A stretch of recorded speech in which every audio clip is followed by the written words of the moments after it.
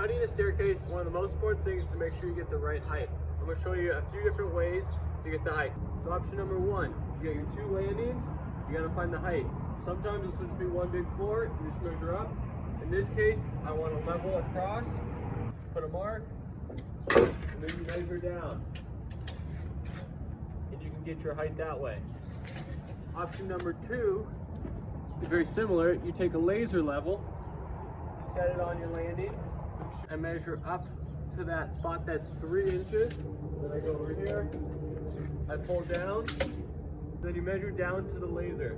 It's right about 68.5. Then you add the 3 inches, 71.5. That's option number two. Okay, the third way is a little more confusing.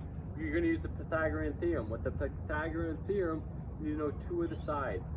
So we're going to find the base and the angle, and that'll give us the height. Okay?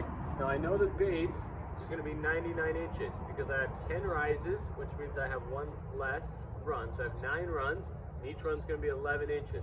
So I go 99 inches. So I'm going to measure out and mark 99. So then you measure down to your mark. I got 122 and an 1/8. So let's do the math.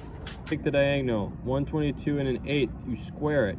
You subtract that from 99 squared. Take the square root of all that. So if you square the two numbers, you get these.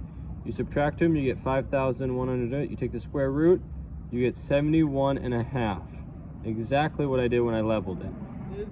These numbers don't have to be the length of your stairs. They can be any number as long as you measure to the same point. They'll still give you the same height. Does that make sense? So this, even if my stairs end up being 100 or 100.5 or 95, it doesn't matter, because as long as you measure to the same point on both of these measurements, this number will come out the same every time.